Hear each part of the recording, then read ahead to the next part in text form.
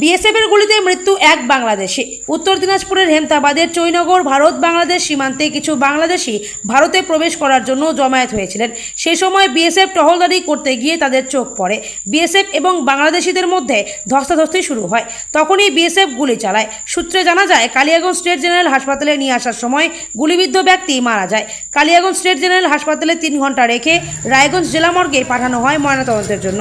বিএসএফের গুলিতে মৃত্যু বাংলাদেশি যুবকের পরিচয় জানা যায়নি।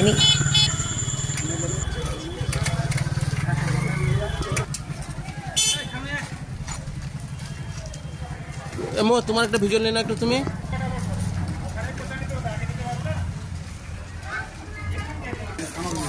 ওটার জন্য আসতে হবে তোমাকে?